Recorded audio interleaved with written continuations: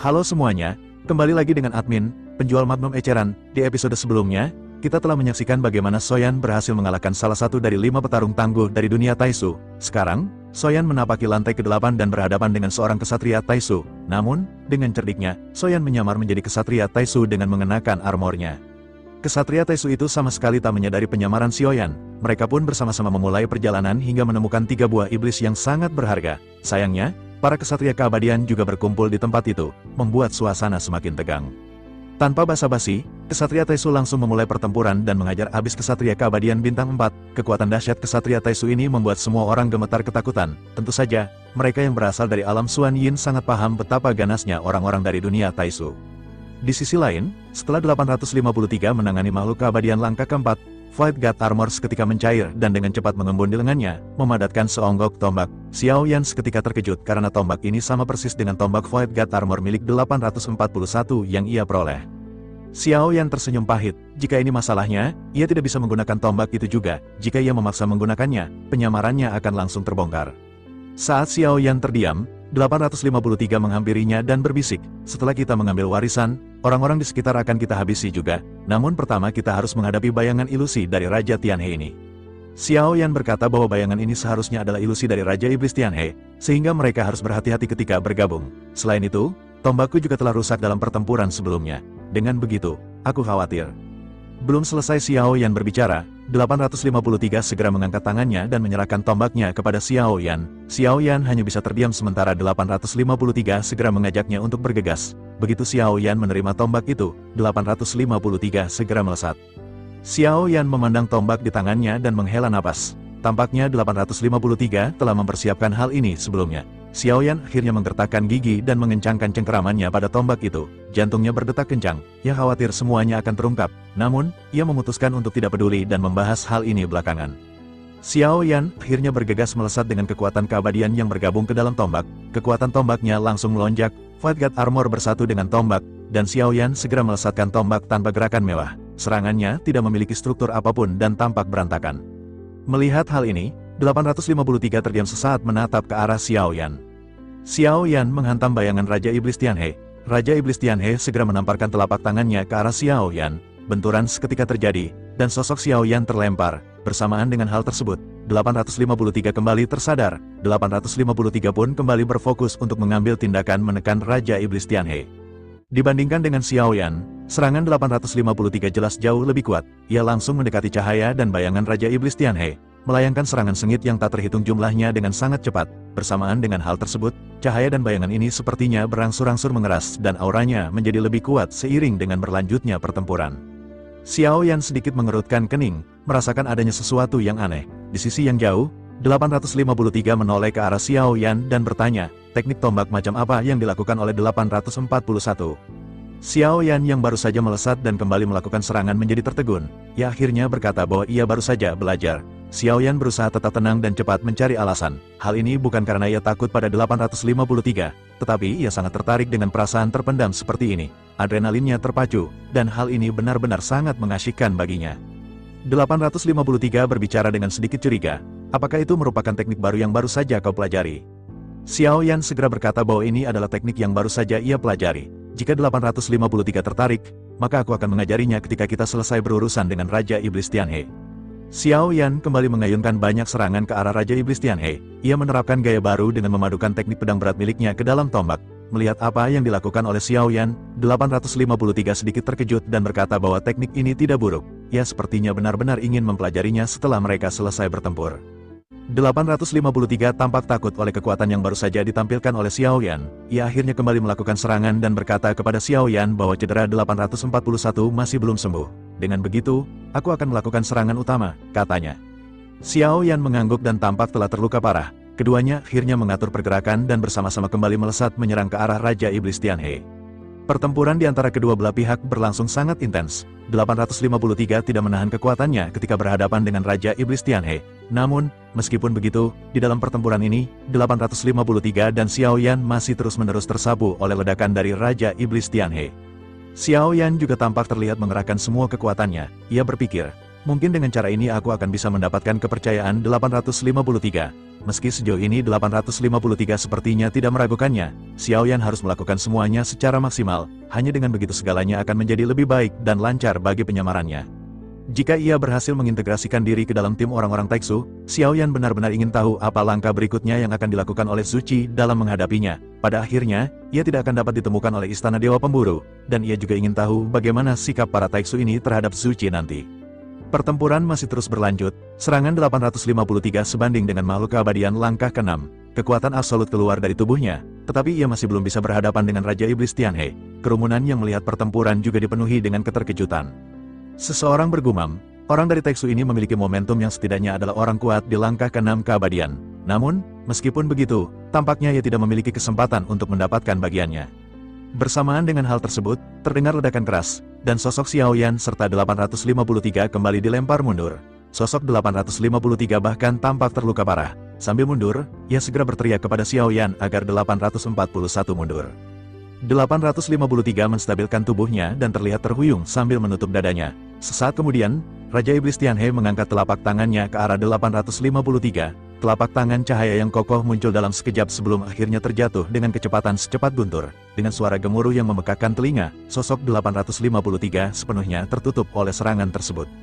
Xiao Yan sedikit terkejut dan menemukan bahwa niat membunuh dari Raja Iblis Tianhe ini sepertinya hanya ditujukan kepada 853. Mengabaikannya sepenuhnya, Xiao Yan bingung dan sedikit khawatir jika 853 benar-benar tewas di bawah serangan ini, maka rencana terpendamnya akan sia-sia. Namun, tepat bersamaan dengan Xiao Yan yang sedikit ragu, sebuah suara yang dikirim dengan transmisi jiwa segera terdengar di benaknya, memerintahkan 841 untuk pergi. Xiao Yan merasa sedikit lega karena ternyata 853 masih belum tewas. Ia juga tidak bisa membiarkannya tewas, karena ia memiliki rencana. Xiao Yan menatap ke arah 853 yang akhirnya muncul dari balik kabut berwarna abu-abu. Niat membunuh Raja Iblis Tianhe masih sangat kuat dan sosoknya kembali menyerang 853. Xiao Yan menyipitkan matanya dan segera melesat menuju ke arah Raja Iblis Tianhe. Melihat tindakan Xiao Yan ini, 853 tampak tersentuh dan berpikir bahwa 841 benar-benar berniat menolong. Namun, ia juga berteriak kepada Xiao Yan agar 841 berhenti mengambil tindakan. Xiao Yan dengan tegas tidak berhenti dan melesat menuju ke arah bayangan Raja Iblis Tianhe. Ia tahu bahwa kekuatannya saat ini tidak akan mampu memblokir serangan dari Raja Iblis Tianhe. Tetapi ia tidak memiliki pilihan lain dan tidak bisa berdiam diri membiarkan 853 dihabisi. Xiao Yan akhirnya mengirimkan transmisi suara kepada Permaisuri, menjelaskan bahwa orang ini sangat berguna baginya. Oleh karena itu ia tidak bisa membiarkan Raja Iblis Tianhe menghabisinya. Begitu Xiao Yan berbicara, sosok Raja Iblis Tianhe yang hendak terus menyerang 853 tiba-tiba mengalami stagnasi. Sosok ini tiba-tiba mulai sedikit memudar. Bersamaan dengan Xiao Yan yang bergegas melesat, ia melepaskan kekuatan semua Void God Armor di dalam tubuhnya. Kekuatan keabadiannya seketika langsung menghantam ke arah bayangan Raja Iblis Tianhe. Ledakan pun seketika terjadi. Saat berikutnya, tombak di lengan Xiao Yan langsung menembus Raja Iblis Tianhe. Energi yang dipenuhi kekerasan menyebar ke segala arah, membuat semua orang menyipitkan mata. Kekuatan yang tak tertandingi membuat semua orang merasa bergetar. Adegan yang tiba-tiba ini membuat semua orang tercengang. Sesaat kemudian, mereka dipenuhi dengan rasa penasaran dan menatap kembali ke arah pusat benturan. Bahkan 853 yang telah terluka parah tidak bisa mempercayai serangan ini. Matanya di dalam Void God Armor menyipit. Ia tanpa sadar berteriak, apakah 841 berhasil? 853 menggunakan sedikit kekuatan yang ia miliki untuk menghampiri Xiao Yan. Pada saat ini, sosok Xiao Yan terlihat sedang menopang tubuhnya di udara dengan tombak. Dada Xiao Yan naik dan turun, seolah-olah ia telah mencapai batasnya. Xiao Yan perlahan mengangkat kepalanya, menatap ke arah 853, dan mengangguk dengan berat. Adegan ini seketika membuat 853 menghela napas. Bersamaan dengan hancurnya ilusi atau bayangan dari Raja Iblis Tianhe, 3 bola cahaya berwarna merah darah tampaknya akan bisa diambil kapan saja. Semua orang menatap ke arah 853 yang terluka parah. Begitu juga dengan Xiao Yan, yang sepertinya telah berjuang hingga batasnya. Tampaknya saat ini adalah saat yang tepat untuk menghabisi 2 orang dari Taiksu ini. 4 hingga 5 orang saling kontak mata. Jelas mereka telah menggunakan kekuatan spiritual untuk berkomunikasi secara pribadi. Mereka mendiskusikan tindakan pencegahan dan berencana untuk bersama-sama menangani 2 orang kuat dari Taiksu. Tentu saja, mereka tidak tahu bahwa apa yang mereka bicarakan dengan kekuatan spiritual masih bisa diketahui oleh Xiao Yan. Pada akhirnya, cahaya dingin seketika melesat menuju ke arah Xiao Yan dan mengembun di atas kepalanya. Cahaya ini berubah menjadi platform emas dan menghantam Xiao Yan dengan keras. Ledakan seketika terjadi, dan sosok Xiao Yan tenggelam di bawah platform emas. 853 yang baru saja duduk bersila dan berniat untuk memulihkan lukanya seketika terguncang. Namun, sebelum ia bisa bereaksi, 3 sosok segera mengelilinginya. 853 segera berteriak, "Apakah kalian semua mencari kematian? Apakah kalian telah memikirkan konsekuensinya dengan berani memprovokasi Taiksu? Bahkan jika kalian bisa meninggalkan tempat ini hidup-hidup, mulai sekarang tidak akan ada tempat bagi kalian untuk tinggal di dunia sejati Xuan Yin." Mendengar hal tersebut, 3 sosok yang baru saja muncul segera berkata, "Ini adalah alam sejati Xuan Yin, ini bukanlah dunia Taiksu. Apakah kau berpikir bahwa Taiksu benar-benar tak terkalahkan?" Begitu selesai berbicara, 3 sosok ini tampaknya tidak ingin lagi membuang waktu dan segera melesatkan serangan. 853 juga menggertakkan gigi dan kembali melonjakkan kekuatan terkuat miliknya. Sosoknya melesat dengan tinju tajamnya, berhadapan dengan 3 sosok keabadian. 853 meninju langsung ke arah jantung dari 2 makhluk keabadian langkah keempat. Namun serangan tersebut masih bisa diblokir. Sementara 1 orang lainnya, yang merupakan makhluk keabadian langkah kelima, segera melesatkan serangan kepada 853. Dalam sekejap mata, 853 seketika terlempar mundur dan benar-benar dikalahkan. 853 menggertakkan giginya sedikit dan berpikir bahwa situasi hari ini benar-benar sangat menyulitkan. Ia memandang ke arah Xiao Yan yang masih ditekan oleh platform emas. 853 lanjut berteriak kepada Xiao Yan, "Hari ini salah satu di antara kita harus tetap dalam musibah ini. Aku meminta 841 untuk pergi. Sementara aku akan berusaha untuk menahan mereka." 853 tampaknya benar-benar ingin mengorbankan dirinya untuk melindungi Xiao Yan. Sementara itu, Xiao Yan akhirnya berhasil keluar dari platform emas yang mengekangnya. Ia segera menatap ke arah 853 dan mulai berbicara dengan serius. Xiao Yan berteriak, "Kita tidak perlu takut akan kematian, kita akan berjuang bersama hingga akhir." Dan 841 akan juga mengeluarkan semua kekuatannya. Begitu Xiao Yan mengatakan hal ini, 853 tampak terperangah. Selanjutnya, sosoknya menamparkan kristal merah di dadanya terus-menerus dan seluruh kekuatannya meledak. Xiao Yan juga melakukan hal yang sama. Xiao Yan sesungguhnya ingin melihat batasan dari orang kuat Taiksu. Ia ingin tahu seberapa jauh mereka bisa bertarung, dan jika ia mengetahui hal ini, maka ia akan bisa mengantisipasi mereka semua. Xiao Yan akhirnya meledakkan amarah dan kekuatan keabadian yang terkandung di dalam Void God Armor. Pertempuran akhirnya kembali pecah dengan 7 hingga 8 orang yang berkumpul menyelimuti kelompok Xiao Yan. Meskipun 853 mengeluarkan raungan yang mengejutkan, Xiao Yan menemukan bahwa kekuatan tempurnya menurun dengan kecepatan yang cukup cepat, tubuhnya terus-menerus dipukuli, dan jika bukan karena pertahanan yang kuat dari Void God Armor, ia sepertinya sudah terbunuh sejak lama.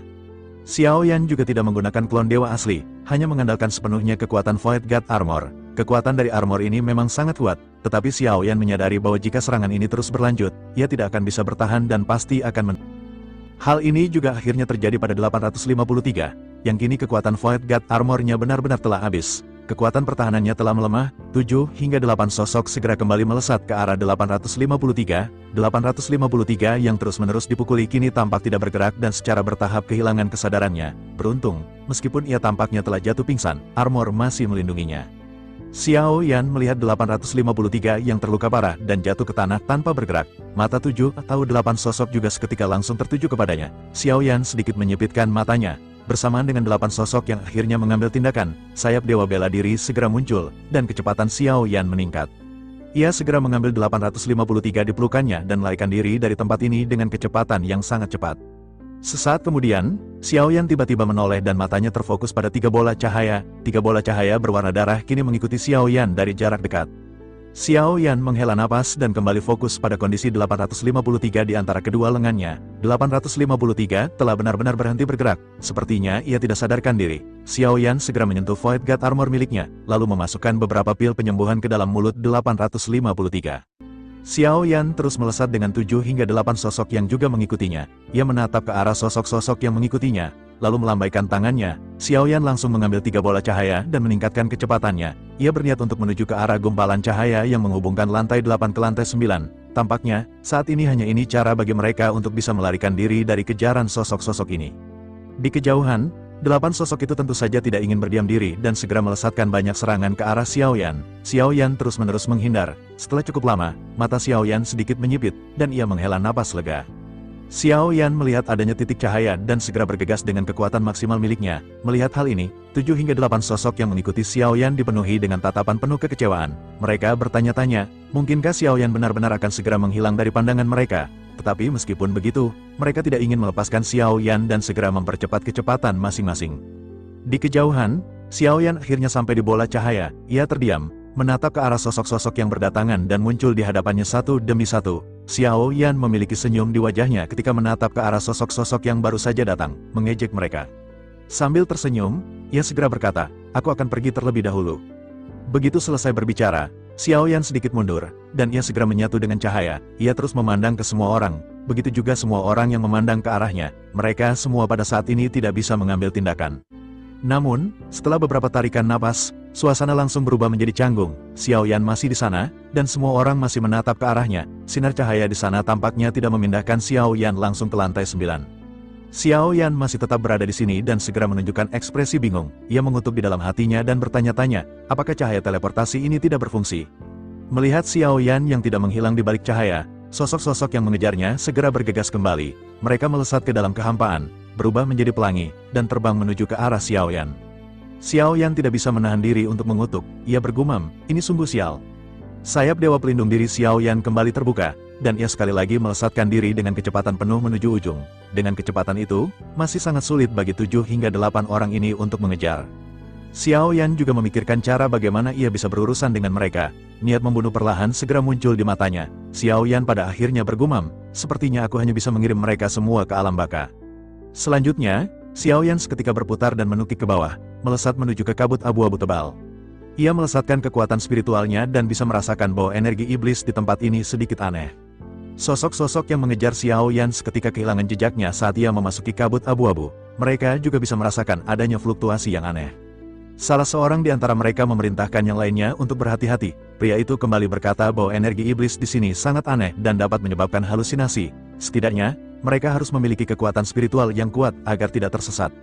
Semua orang saling memandang, beberapa di antara mereka mulai menunjukkan keraguan. Salah seorang dari mereka berkata bahwa sebaiknya ia mundur. Ia tidak lagi tertarik dengan warisan tersebut karena risikonya tampaknya benar-benar di luar imajinasi.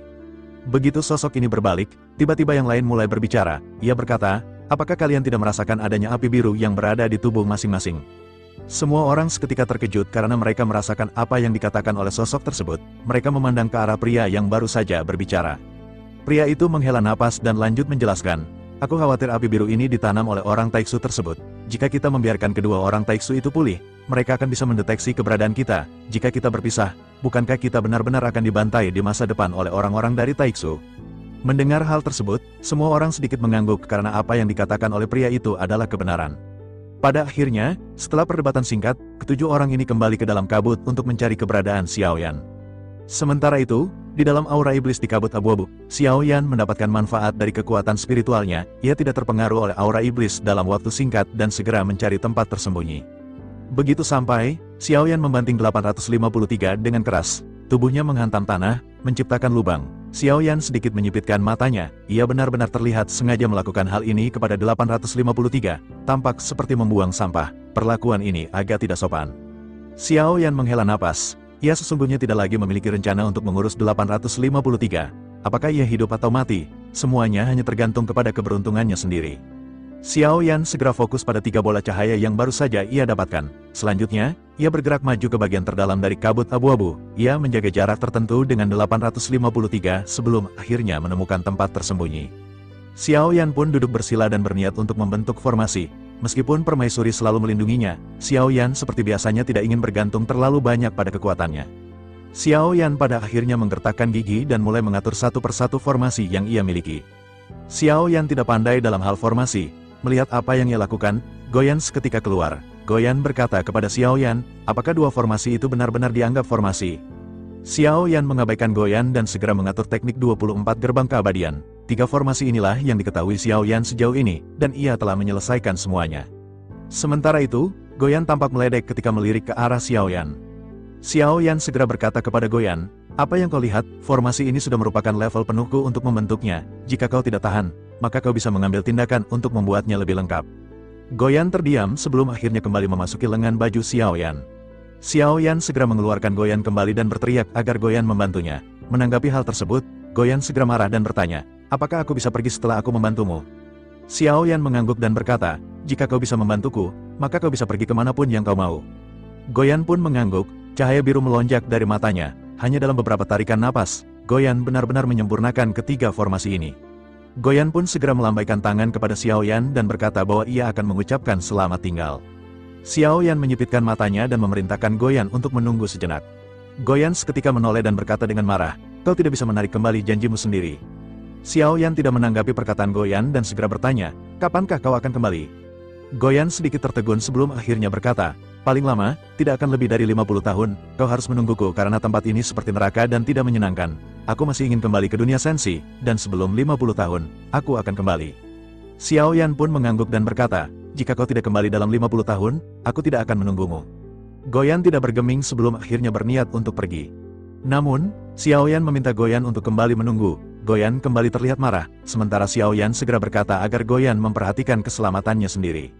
Melihat ekspresi Xiao Yan yang serius, mata Goyan seketika berbinar, ia tidak menyangka bahwa Xiao Yan benar-benar akan memiliki perhatian seperti itu kepadanya.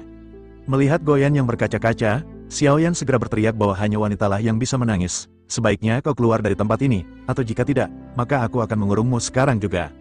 Goyan seketika mendengus dingin sebelum akhirnya berbalik dan menghilang dalam sekejap mata. Kekuatan spiritual Xiao Yan yang tersebar benar-benar tidak lagi merasakan keberadaan Goyan. Xiao Yan merenung, ia berpikir bahwa keberadaan Goyan juga membuatnya tidak terlalu merasa kesepian dalam perjalanan panjang kultivasi. Meskipun ia bersikap acuh tak acuh kepada Goyan, sesungguhnya ia mengkhawatirkannya. Identitas Goyan juga sangat misterius, dan Xiao Yan khawatir Goyan belum menggunakan semua kekuatan aslinya. Xiao Yan menghela napas dan mengesampingkan permasalahan ini. Permaisuri tiba-tiba muncul di samping Xiao Yan. Musik, permaisuri sedikit tersenyum sambil masih memeluk kelinci Bingyun di dadanya. Xiao Yan sedikit tersenyum kepada permaisuri sebelum akhirnya mulai berbicara. Ia berkata, "Bisakah Yaner mengawasi Goyan untukku? Menurutku, lebih baik melindungi keberadaan Goyan daripada keberadaan kelinci Bingyun." Kelinci Bingyun terlihat marah kepada Xiao Yan. Sementara itu, permaisuri segera berkata bahwa Xiao Yan tidak perlu khawatir. Dewa jahat pernah mencoba untuk memusnahkannya, tetapi apa yang ia lakukan berakhir dengan kegagalan. Oleh karena itu, jika ada orang yang ingin melakukan apapun kepada Goyan di dunia sejati Suanjin, mereka sepertinya tidak akan memiliki kemampuan apapun. Xiao Yan terkejut dan berpikir, tampaknya permaisuri benar-benar tampak tidak asing lagi dengan Goyan. Xiao Yan mau tidak mau bertanya dengan rasa ingin tahu, apakah Yaner tahu asal-usul Goyan?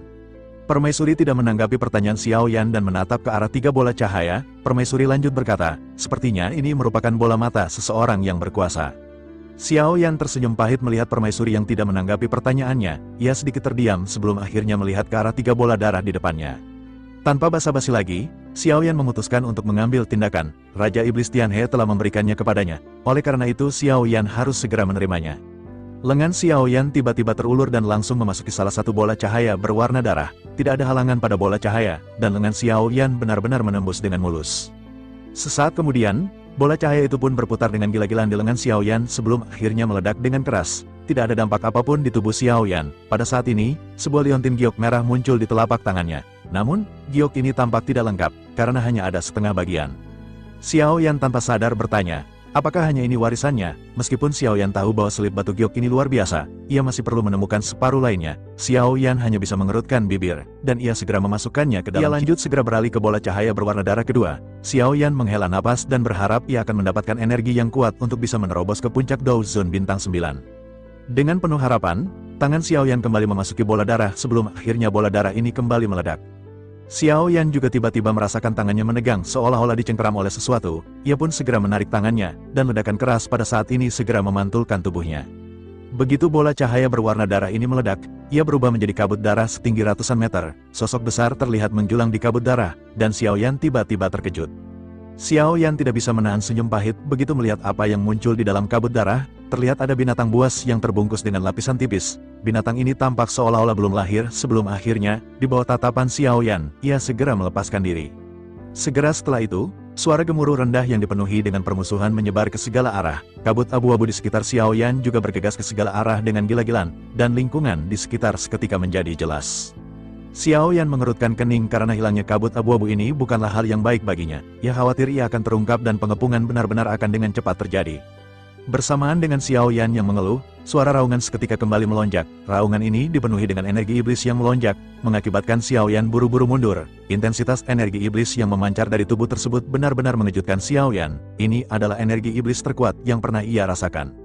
Xiao Yan menatap tajam ke arah binatang yang baru saja muncul. Ia menatap ke arah sosok yang bersayap besar berwarna darah menutupi langit. Seluruh tubuh binatang ini berwarna merah darah dan ditutupi dengan sisik berdarah. Matanya mencerminkan kilau yang sangat kuat, dan tubuhnya terlihat ramping dan besar. Meskipun makhluk ini bertubuh naga, ia memiliki dua sayap besar. Begitu sayap ini bergetar, udara di sekitarnya seolah-olah terjepit dan terkuras habis. Xiao Yan pada akhirnya bergumam bahwa binatang buas ini sepertinya berasal dari zaman kuno. Ia tidak tahu apakah binatang ini dari alam Dao di kuno. Akan lebih baik jika ia bisa dikumpulkan di dalam pagoda pemurnian milikku. Sementara itu, naga bersisik darah pada saat ini meraung ke arah Xiao Yan seolah-olah tidak ingin berkomunikasi terlalu mendalam. Tidak jauh dari sana, ada juga sosok-sosok yang sebelumnya mengejar Xiao Yan. Mereka melihat keberadaan naga raksasa bersisik darah dengan takjub, dengan ekspresi sedikit muram di wajah masing-masing. Salah seorang di antara mereka segera bergumam bahwa sepertinya orang Taiksu ini sedikit kurang beruntung. Secara tidak terduga, ia tampaknya telah bertemu dengan naga bersisik darah ini. Ia juga pernah mendengar bahwa Raja Iblis Tianhe pandai memelihara naga. Mereka semua sangat galak, dan kali ini, jika mereka berhadapan dengan naga tersebut, sepertinya kita tidak akan lagi bisa melarikan diri. Semua orang mengangguk, sementara salah seorang lainnya segera mulai berbicara. Sosoknya berkata, sebaiknya kita pada saat ini memperhatikan apa yang akan segera terjadi. Akan sangat baik jika naga ini berhasil menghancurkan orang dari Taiksu sebelum akhirnya kita bisa merebut harta karun tersebut. Semua orang mengangguk, sebelum akhirnya semuanya kembali fokus kepada Xiao Yan. Sementara itu, Xiao Yan segera mengulurkan tangannya ke arah naga. Namun, tidak ada fluktuasi dan tidak ada aura yang terpancar dari tubuh Xiao Yan. Semua orang seketika terkejut dan bertanya-tanya, apakah orang ini akan menggunakan kekuatan fisiknya untuk melawan naga bersisik darah? Bersamaan dengan semua orang yang tercengang, mereka benar-benar memusatkan pandangan masing-masing. Namun, sesaat kemudian, mereka dikejutkan dengan apa yang terjadi di hadapan mereka. Pada saat ini, hanya ada Xiao Yan yang berdiri di tempatnya. Naga bersisik darah sepertinya tiba-tiba menghilang di hadapan Xiao Yan. Naga bersisik darah sebesar itu menghilang dalam sekejap, menyebabkan semua orang mengerutkan kening dan menggosok mata mereka. Setelah memastikan bahwa naga itu benar-benar menghilang, ekspresi keterkejutan di mata mereka menjadi lebih intens. Mereka menatap ke arah Xiao Yan yang pada saat ini perlahan-lahan segera menurunkan tangannya. Mereka benar-benar tidak tahu metode apa yang dilakukan oleh Xiao Yan. Namun, hilangnya naga bersisik darah ini pasti ada hubungannya dengan Xiao Yan. Salah seorang di antara mereka pun segera bertanya, bagaimana cara ia melakukannya, kemana perginya naga bersisik darah tersebut? Semua orang tampak bingung dan tidak tahu apa yang baru saja terjadi. Sementara Xiao Yan segera mulai berbicara, ia bertanya, berapa lamakah kalian bersiap untuk melakukan penyergapan kepadaku? Suara Xiao Yan perlahan mencapai telinga semua orang melalui kekuatan spiritual. Mendengar apa yang dikatakan oleh Xiao Yan, sosok-sosok ini pada akhirnya bergegas keluar dan segera mengepung Xiao Yan dari segala arah. Tampaknya mereka telah menyusun rencana, dan mereka seketika membentuk segel tangan yang sama. Kekuatan pengekangan yang kuat segera melesat menuju ke arah Xiao Yan. Wajah Xiao Yan pun berubah menjadi gelap, dan pikirannya seketika bergerak. 3 formasi besar yang diatur sebelumnya segera diluncurkan pada saat yang bersamaan. Ledakan seketika terjadi. Dari belakang bayangan Xiao Yan, 2 sosok perlahan keluar, yakni klon Taiksu dan klon Dewa Asli. Klon Taiksu bergabung dengan klon pemakan jiwa dan segera memancarkan ribuan jiwa. Keduanya bekerja sama untuk mengaktifkan dan mengendalikan 3 formasi. Formasi-formasi yang telah disiapkan oleh Xiao Yan pada akhirnya aktif dan menyebabkan sosok-sosok yang mengelilingi Xiao Yan terkejut. Bahkan formasi yang telah mereka persiapkan benar-benar langsung digagalkan. Salah seorang di antara mereka juga bergumam, ini benar-benar sungguh sangat sial, tampaknya ada penyergapan karena ada banyak formasi yang menyerang ke arah kita. Sosok-sosok ini juga melihat ke arah klon Taiksu dan klon Dewa Asli yang baru saja muncul di belakang Xiao Yan. Mereka tidak tahu bahwa sosok-sosok ini hanyalah klon dari Xiao Yan. Mereka hanya melihat 2 sosok yang tiba-tiba muncul, dan formasi kuat benar-benar menghantam ke arah mereka. Sementara itu, Xiao Yan menggertakkan gigi dan tidak ingin berlama-lama berhadapan dengan mereka. Formasi 9 guntur misterius membuat 8 orang ini tidak mungkin melarikan diri untuk sementara waktu. Saat berikutnya, bola api besar pada akhirnya segera muncul di tanah dan di udara. Ledakan seketika terjadi di darat dan di udara dengan nyala api yang megah. Nyala api yang berkobar ini juga bercampur dengan guntur penghancur kehampaan yang kuat. 24 gerbang dewa juga memadat sebelum akhirnya berputar dengan liar. Kekuatan jiwa yang kuat berubah menjadi tekanan spiritual yang dapat menghancurkan jiwa siapapun. Seketika teriakan datang satu demi satu, bersamaan dengan 2 formasi yang mulai menyerang. Sementara itu, Xiao Yan dan klon Dewa Asli segera bergegas melesat pada waktu yang sama, satu di kiri dan satu di kanan. Xiao Yan berniat untuk melenyapkan mereka semua. Ia berhadapan dengan langkah kelima keabadian terlebih dahulu dan menyipitkan matanya melihat adanya 2 makhluk keabadian. Namun, sekarang mereka terpisah menjadi 2 bagian. Xiao Yan pun bergegas ke kiri dan segera bergabung dengan klon Dewa Asli. Dengan kekuatan Xiao Yan yang setara dengan langkah ke-6 keabadian, ia dapat dengan mudah menghancurkannya. Ia juga tanpa banyak basa-basi segera menghancurkan jantung keabadian dari si pria. Xiao Yan tidak menyisakan apapun dari si pria dan segera bergegas ke sosok-sosok lainnya. Beberapa sosok yang lebih lemah dapat dengan mudah dihancurkan oleh Xiao Yan. Pertempuran intens terjadi dengan banyak sosok yang tampaknya tidak bisa melawan. Tidak peduli seberapa keras mereka berusaha, kekuatan spiritual mereka benar-benar ditekan, pergerakan mereka juga ditekan oleh guntur dan api. Xiao Yan pun bergerak dengan begitu leluasa hingga berhasil menghancurkan banyak di antara mereka. Sesaat setelah itu, Xiao Yan pada akhirnya kembali bergegas menuju ke arah salah seorang yang merupakan langkah kelima keabadian, benturan kembali terjadi, dan setelah beberapa tarikan napas, dengan kekuatan Xiao Yan yang semakin melemah, ia masih bisa berhadapan dengan langkah kelima keabadian ini. Begitu Xiao Yan menghancurkan sosok tersebut, ia segera menoleh menatap ke arah sosok-sosok yang tersisa. Pada saat ini, hanya tersisa 3 orang di antara 8 orang yang sebelumnya menyerang. Sekarang jelas jauh lebih mudah bagi Xiao Yan untuk menangani ketiga orang ini. Namun, sebelum Xiao Yan sempat mengambil tindakan, ketiganya segera melesat bergegas. Formasi Xiao Yan seketika runtuh, dan ia tidak bergerak melihat ketiga sosok yang bergegas. Mata Xiao Yan sedikit fokus sebelum akhirnya klon Taixu dan klon Dewa Asli segera kembali disegel ke dalam pagoda pemurnian. Ramuan emas dan spekulasi di saat yang sama. Suara lesatan terdengar dari belakang. 853 bergegas ke arah Xiao Yan sambil bertanya, apakah 841 baik-baik saja? Xiao Yan pun berbalik, dan ia merasa bahwa 853 khawatir dan cemas. Xiao Yan sedikit mengangguk sebelum akhirnya melihat sekeliling. Ia jelas telah mengalami pertempuran besar, dan pada saat ini ia menghela napas. Beruntung Xiao Yan menghentikan semuanya tepat waktu setelah merasakan kedatangan dari 853. Namun, meskipun begitu, Xiao Yan masih belum bisa memastikan apakah 853 telah melihat dua klon miliknya. Xiao Yan pada akhirnya segera kembali berkata kepada 853 bahwa ia beruntung karena berhasil menyingkirkan 5 di antara mereka. 3 sosok di antaranya lolos, dan hal itu benar-benar sungguh sangat sial. 853 tampak terkejut mendengar apa yang dikatakan oleh Xiao Yan. Sementara itu, Xiao Yan kembali berkata, dengan keunggulan energi iblis di sini, kita dapat menghabisi orang-orang ini secara kebetulan. Kelompok orang ini juga memiliki kekuatan rata-rata, dan mereka dapat dikatakan terlalu lemah. Begitu selesai berbicara, Xiao Yan berpikir, aku terlalu banyak berbicara, hal ini merupakan hal yang tidak perlu dibicarakan olehnya. Ia benar-benar tampak khawatir jika identitasnya diketahui oleh 853. Namun, menurut karakter yang ditunjukkan oleh 853 sebelumnya, sepertinya ia masih bisa ditipu.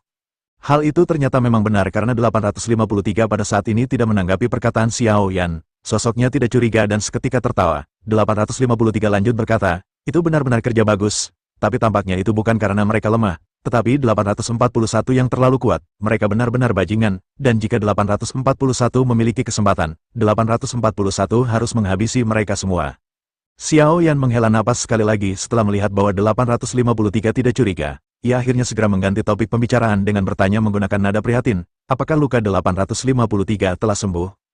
853 menggeleng dan segera berkata, itu pasti ramuan penyembuh yang diberikan oleh 841. Berkat ramuan tersebut, jika tidak, mungkin aku benar-benar akan mati di tempat ini. Namun meskipun begitu, lukaku pada saat ini masih belum pulih sepenuhnya. Aku mengkhawatirkan 841. Oleh karena itu aku bergegas ke tempat ini. Begitu selesai berbicara, 853 segera memegang rusuknya dan berkata, aku tidak tahu apa yang terjadi kepadaku, tetapi tampaknya aku bisa merasakan bahwa tulang rusukku patah pada saat aku terbangun dari pingsan. Aku benar-benar kesulitan untuk menstabilkan tubuh. Aku membutuhkan beberapa saat untuk bisa pulih sebelum akhirnya bergegas menuju ke arah 841. Xiao Yan tersenyum pahit mendengar apa yang dikatakan oleh 853. Jelas tulang rusuk 853 ini patah setelah Xiao Yan membantingnya dengan keras ke tanah. 853 pada saat itu sudah tidak sadarkan diri dan benar-benar tidak memiliki pertahanan sama sekali. Selain itu, Xiao Yan juga membantingnya dengan keras. Inilah yang menyebabkan luka yang saat ini tertinggal dari 853. Sementara itu, di sisi lain, 853 segera melihat sekeliling dan menyadari bahwa hanya tersisa satu bola merah berdarah. Sosoknya bertanya dengan heran, mengapa bola merah berdarah ini masih ada? Xiao Yan memutar matanya dan segera menjawab, kita akhirnya merebut semuanya dari orang-orang itu, tetapi pada saat ini hanya tersisa satu. Bagaimana jika 853 membuka bola merah berdarah ini dan melihat warisan macam apa yang kita dapatkan? 853 sedikit mengangguk dan berkata, ini benar-benar bukanlah sesuatu yang buruk. Bisa mendapatkan warisan dari orang yang begitu kuat mungkin akan sangat membantu. 853 pun sedikit mendekat sebelum akhirnya bertanya, apakah ada bahayanya? Xiao Yan segera menjelaskan bahwa sejauh yang ia tahu, seharusnya tidak ada bahaya yang terkandung di dalamnya. Hanya saja, pada saat sebelumnya aku kurang beruntung, dan aku selalu menemukan beberapa yang tidak berguna. Oleh karena itu, aku ingin membiarkan 853 membukanya dan melihat keberuntungannya. 853 pun mengangguk sebelum akhirnya mengambil 2 langkah ke depan dan segera memasukkan tangannya ke dalam bola merah berdarah. Bola merah ini seketika meledak dengan cahaya yang menyilaukan, dan pupil mata Xiao Yan melebar di bawah armor. Mulut Xiao Yan pada saat ini ternganga karena ia benar-benar takjub. Begitu bola merah darah ini meledak, cahaya perlahan melonjak, dan 5 cahaya emas muncul di hadapan Xiao Yan. Xiao Yan dipenuhi dengan tanda seru di kepalanya sebelum akhirnya bertanya, apakah ini sumber fluktuasi energi? Ini benar-benar sangatlah kuat. Xiao Yan pun menyipitkan matanya. Jika ia memperhatikan lebih dekat, cahaya keemasan tersebut jelas merupakan 5 ramuan emas yang mengandung sumber energi yang sangat murni. Yang terpenting, kelima ramuan emas ini berbeda dengan buah iblis sebelumnya. Ramuan emas ini juga mengandung kekuatan keabadian. 853 juga sangat terkejut dan bergumam, ternyata ada harta karun yang seperti itu. Sementara itu, Xiao Yan yang berada di dalam armor tampak terlihat bahagia. Jika ia bisa mendapatkan 5 ramuan emas ini, ia mungkin bisa menerobos ke puncak Daugat bintang 9 dalam satu kali gerakan. Namun, Xiao Yan pada saat ini juga segera tersenyum pahit. Alangkah baiknya jika 5 ramuan emas ini muncul lebih awal. Sekarang 853 telah melihatnya, dan sepertinya mereka hanya bisa membaginya menjadi 2. Xiao Yan memiliki niat membunuh yang terpancar di matanya di balik armor. Ia tampak tidak ingin membagi 5 ramuan emas ini. Bagaimanapun, bagi Xiao Yan, peran 5 ramuan emas ini tidak perlu diragukan lagi. Ia harus segera menerobos ke tingkat keabadian. Tetapi sebelum itu ia harus mencapai puncak Daugat bintang 9. Xiao Yan pun segera merencanakan sesuatu. Ia berpikir bahwa kondisi dari 853 masih lemah. Oleh karena itu ia akan dapat dengan mudah menghancurkannya. Namun, semua itu tergantung bagaimana 853 membuat sebuah pilihan. Xiao Yan pada akhirnya merumuskan beberapa rencana sebelum akhirnya membulatkan tekadnya. Ia berniat untuk menghabisi 853 jika ia tidak ingin memberikannya kepada Xiao Yan. Tepat ketika Xiao Yan hendak mengambil tindakan, ia mendengar 853. 853 lanjut bergumam, ini benar-benar sungguh sangat disayangkan. Ramuan emas ini tidak ada gunanya bagi kita dan tidak bisa ditelan. Lebih baik mendapatkan beberapa senjata dan warisan tipe serangan agar praktis. Sepertinya, keberuntunganku kali ini benar-benar kurang bagus. Xiao Yan yang sudah bersiap menghantam kepala dari 853 pada saat ini terdiam. Ia kembali melunturkan niat membunuhnya. Xiao Yan menghela napas sebelum akhirnya segera berkata, itu bukanlah permasalahan. Meskipun ramuan emas ini tidak berguna, tetapi mereka lebih baik daripada tidak ada sama sekali. 841 akan menyimpannya terlebih dahulu dan mungkin itu akan berguna di masa depan. 853 hanya menganggukkan kepalanya, dan Xiao Yan segera melangkah maju. Xiao Yan juga mengeluarkan beberapa pil penyembuhan dan menyerahkannya ke 853 untuk menghilangkan kecurigaan. 853 segera menerima ramuan Xiao Yan dan segera bertanya, dari manakah 841 mendapatkan ramuan ini? Kualitas dari pil ini benar-benar sangat bagus. Xiao Yan dengan acuh tak acuh segera mengeluarkan botol batu giok dan menaruh kelima ramuan emas. Ia tidak menanggapi perkataan dari 853. Xiao Yan lanjut berkata agar 853 menyembuhkan lukanya terlebih dahulu. 841 akan melindunginya selagi ia melakukan pelatihan. 853 menganggukkan kepalanya dan segera bergegas duduk bersila untuk berlatih. Sosoknya tanpa ragu-ragu segera menelan banyak pil yang diberikan oleh Xiao Yan ke dalam tubuhnya. Melihat 853 yang pada saat ini berkultivasi dan melepaskan armor di kepalanya, Xiao Yan segera membenarkan spekulasi yang berada di benaknya sebelumnya. Ia berpikir bahwa satu-satunya kemungkinan adalah bahwa kekuatan 853 di dalam Void Guard Armor ini terlalu lemah. Bahkan kekuatannya sepertinya tidak mencapai tingkat Daugat. Bagi seorang Daozun juga tampaknya mereka tidak akan berani menelan ramuan emas seperti ini sesuka hati mereka. Itulah sebabnya tampaknya 853 tidak tahu apa-apa tentang ramuan emas ini. Terlebih lagi, begitu Xiao Yan menatap ke arah 853 dan merasakan kekuatannya, ia pada akhirnya menghela napas karena ternyata sosok di balik Void Guard Armor ini hanyalah Daugat. Hal ini membenarkan spekulasi Xiao Yan karena dengan kekuatan di tingkat ini, mereka benar-benar tidak akan bisa menyerap kekuatan keabadian sama sekali. Mungkin sumber daya di Taiksu benar-benar sangatlah langka dan tidak lagi cukup untuk mendukung kultivasi. Dengan begitu, maka mereka memiliki banyak Daozong dan tidak banyak Daugat yang berhasil menerobos. Xiao Yan pada akhirnya segera menghela napas dan setelah melihat 853 melakukan penyembuhan, ia juga pada saat ini akhirnya segera mencari tempat untuk duduk bersila. Ramuan emas di tangannya segera muncul, dan ia merasakan energi origin Qi yang kaya yang terkandung di dalam ramuan emas. Detak jantung Xiao Yan semakin cepat. Xiao Yan tanpa ragu-ragu dengan cepat membuka pelindung kepalanya dan menelan ramuan emas pertama yang tidak diketahui. Namun, meskipun begitu, Xiao Yan bisa merasa bahwa fungsi dari ramuan emas ini adalah bahwa selain sumber energinya yang kaya, ada juga kekuatan keabadian, dan tampaknya hal ini akan baik-baik saja. Begitu ramuan emas ini tenggelam ke dalam tubuh Xiao Yan, gelombang origin Qi yang kuat pada saat ini segera dengan ganas menyerbu tubuhnya. Aura kuat ini meletus dari Xiao Yan. Pada saat ini, medan kekuatan transparan segera muncul di samping Xiao Yan, memotong semua fluktuasi dari dunia luar. Dari kejauhan, sesosok pada saat ini muncul, dan sosok ini adalah permaisuri. Permaisuri selalu muncul di saat-saat Xiao Yan melakukan kultivasi dan peningkatan kekuatan. Permaisuri selalu menjaga Xiao Yan, dan sosoknya pada saat ini memperhatikan Xiao. Origin Qi yang kuat menyebut tubuh Xiao Yan tanpa henti. Selain itu, ramuan tersebut juga mengandung kekuatan keabadian yang tidak dapat diserap oleh Xiao Yan saat ini. Namun, ketika kekuatan keabadian ini meluap keluar, semuanya diserap oleh Void God Armor. Selain dari sumber energi dan kekuatan keabadian, ramuan emas ini juga mengandung energi iblis yang sangat kuat. 80 pola ramuan ajaib di tubuh Xiao Yan mulai memadat dengan kecepatan tinggi. Setelah beberapa saat, ia akhirnya benar-benar menembus 100 pola. Garis-garis pada pil ajaib Xiao Yan menghilang, dan warnanya segera berubah dari biasa menjadi berwarna ungu. Xiao Yan pun menghela napas. Dengan cara ini, teknik gajah cahaya iblis Tianhe akan bisa ditampilkan hingga ke tahap tertinggi. Selain itu, fondasi Origin Qi Xiao Yan juga benar-benar telah menembus hingga 1,4 miliar Origin Qi. Angka ini masih terus meningkat dengan pesat. Di bawah erosi Origin Qi yang agung, Xiao Yan segera menembus hingga ke 1,5 miliar. Saat kekuatan Xiao Yan meningkat, kecepatan kultivasinya juga berlipat ganda dari hari ke hari. Pemadatan bintang di dalam lautan bintang Xiao Yan benar-benar menjadi semakin cepat. Bersamaan dengan Xiao Yan yang sedang melakukan pelatihan, di ujung yang jauh di lantai ke-9 terlihat ada sesosok tubuh duduk bersila dalam kegelapan, ditemani sesosok tubuh cantik yang berdiri di sampingnya. Wanita yang berada di sampingnya pada saat ini segera bergumam, Tai King telah meninggal.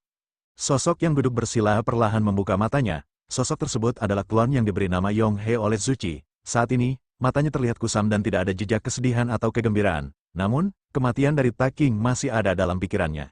Yong He pada akhirnya berkata perlahan, apakah menurut Yu Qing, Tai King meninggal setelah membeberkan informasi milik kita?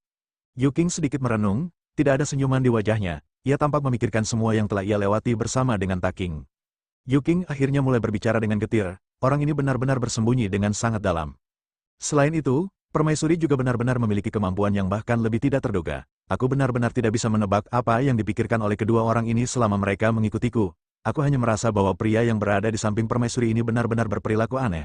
Tindakannya benar-benar acak dan tidak terorganisir. Dengan begitu, aku benar-benar tidak bisa mengetahui apa yang dipikirkan dan diinginkan oleh sosok tersebut. Yong He menganggukkan kepalanya dan kembali mulai berbicara. Jika permaisuri mengikutinya sepanjang waktu, itu memang akan menjadi permasalahan yang sangat sulit. Namun, jika kita bergabung dengan Taiksu, seharusnya tidak sulit bagi kita untuk menahan permaisuri dan menangani sosok di sebelahnya. Ia juga ingin tahu apakah Yu Qing pernah melihat permaisuri mengambil tindakan. Yu Qing kembali mulai menjelaskan, permaisuri tidak pernah mengambil tindakan secara langsung, tetapi orang yang di sampingnya persis sama dengan Tuan, karena ia memiliki klon yang merupakan tubuh keabadian. Namun, meskipun begitu, kekuatan Origin Qi dari orang ini masih berada di tingkat Dogat. Dengan begitu, menurutku, dalam banyak kasus, sepertinya permaisuri mengambil tindakan secara diam-diam. Yong He mengangguk mendengar apa yang dikatakan oleh Yu Qing. Yong He lanjut berkata, bagaimanapun juga, permaisuri dulunya adalah keabadian dewa. Meskipun ia telah meninggal, tetapi ia tidak benar-benar meninggal. Namun, sekarang kekuatan yang ia miliki hanya tersisa sedikit untuk digunakan. Setelah kekuatan yang tersisa ini habis, maka permaisuri juga akan benar-benar menuju ke kematian yang sesungguhnya. Yong He mengerutkan kening dan tampak sangat berhati-hati terhadap permaisuri. Ia benar-benar berharap rencana penggabungan dengan Taiksu untuk mengalahkan permaisuri berjalan lancar. Bahkan jika Yong He tidak bisa mengalahkan permaisuri dalam pertempuran ini, ia masih bisa mengandalkan tangan orang-orang dari Taiksu dan melakukan beberapa tes kepadanya. Kedatangan perwakilan Taiksu bersamaan dengan keduanya yang sedang berbincang-bincang. Tak lama kemudian suara derap langkah segera datang dari lapisan kabut abu-abu di lantai ke-9. Dua sosok datang berdampingan sebelum akhirnya melayang di depan Yong He. Keduanya mengenakan Void God Armor. Salah satu di antara mereka segera bertanya kepada Yong He, apakah ia merupakan tuan istana dari Istana Dewa Pemburu. Yong He menatap ke arah dua sosok yang dibalut oleh Void God Armor. Matanya langsung tertuju pada lengan kedua orang Taiksu ini, dan ia melihat ada angka 817 dan 830. Yong He sedikit mengerutkan kening dan tampak tidak senang dengan level yang dimiliki oleh orang-orang ini. Yong He secara alami tahu bahwa mereka diurutkan berdasarkan angka dalam hal kekuatan. Namun, sesaat kemudian mata Yong He kembali menjadi jernih. Sosoknya sedikit menangkupkan tangannya ke arah dua sosok pria Taiksu itu. Yong He pada akhirnya segera berkata bahwa ia adalah Zuchi, yang merupakan tuan istana dari Istana Dewa Pemburu. Yong He berbicara dengan tenang seolah-olah ia menunjukkan bahwa ia adalah penguasa di alam sejati Xuanjin. Sementara itu, 817 bertanya dengan suara yang dalam kepada Yong He, di manakah orang-orang yang telah menghabisi orang-orang dari Taiksu? Yong He menatap keduanya. Ekspresi Yong He terlihat tidak terlalu bagus. Ia berpikir bahwa jumlah dua orang yang datang seperti ini terlalu sedikit. Jika begini permasalahannya, sepertinya tidak akan ada kesempatan bagi mereka untuk berhadapan dengan permaisuri. Yong He pada akhirnya tidak memiliki harapan dan segera mulai berbicara. Ia berkata, meskipun pertanyaanku ini agak lancang, aku akan tetap bertanya, apakah hanya dua orang dari Taiksu yang datang ke tempat ini? Menanggapi hal tersebut, 817 segera menjawab, masih ada 3 orang yang tersisa. Yong He menganggukkan kepalanya dan segera menjelaskan, lawan yang harus kita hadapi kali ini bukanlah lawan yang mudah. kalian pasti pernah mendengar namanya karena ia adalah orang terkuat di alam sejati Xuanqin, yang disebut dengan permaisuri. Begitu mendengar gelar permaisuri, dua orang Taiksu ini saling berpandangan. Suasana tiba-tiba menjadi sedikit canggung di antara mereka. 817 pun segera berbicara, apa yang dimaksud dengan keberadaan permaisuri? Aku tahu tentang permaisuri alam sejati Xuanqin yang telah lama meninggal. Apakah Suci pada saat ini mencoba menipuku mengenai hal tersebut? Begitu selesai berbicara, aura kuat tiba-tiba muncul di tubuh 817. Yonghe segera mengerutkan kening sebelum akhirnya tekanan yang kuat muncul dari tubuh Yonghe. Kekuatan ini dengan cepat langsung menyelimuti kedua sosok dari Taiksu. Keduanya tampak memiliki ekspresi yang dipenuhi dengan keterkejutan di armor masing-masing.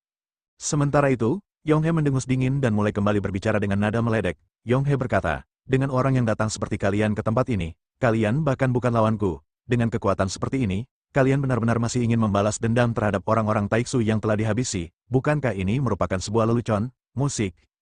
Ujian kekuatan dan klon Taiksu Senshi begitu mendengar perkataan dari Yonghe ini, sosok 830 segera mulai mengedipkan sesuatu di lengannya. Sesaat kemudian, sosoknya bergegas dengan mengangkat lengan yang telah membentuk seonggok pedang. 830 segera meledakkannya ke arah Yonghe. Bersamaan dengan hal tersebut, sosok cantik di belakang Yonghe segera mulai melakukan tindakan. Dua sosok pada akhirnya saling berhantaman satu sama lain, dan ledakan seketika terdengar. Dua sosok ini tiba-tiba mandek, sementara Yonghe segera mulai berteriak dengan marah. Yonghe berkata, jika kalian masih bertindak seperti ini, maka kalian tidak akan pernah tahu siapa orang yang menghancurkan orang-orang Taiksu. 817 pada akhirnya berteriak dengan tajam memerintahkan 830 untuk berhenti. Serangan keduanya seketika diselesaikan, dan keduanya kembali melesat mundur. Dalam pertempuran ini, tidak ada pihak yang menggunakan kekuatan asli, melainkan mereka hanya saling menguji. Begitu situasi mulai menjadi sedikit kondusif, 817 mulai kembali berbicara. Sosoknya bertanya kepada Suci, apa yang dimaksud dengan keberadaan permaisuri? Mungkinkah apa yang dimaksud oleh Suci adalah bahwa permaisuri telah bangkit kembali dari kematiannya? Suci mendengus dingin dan dengan nada menghina segera mulai berbicara. Suci berkata, permaisuri memang telah meninggal, namun hal ini benar-benar tampak terlihat jelas tidak terbayangkan. Pada levelnya, level yang telah dicapai oleh permaisuri, bahkan meskipun ia telah jatuh dan ia membuat si pria marah, tidak akan menjadi permasalahan baginya untuk bangkit dan menghabisi si pria.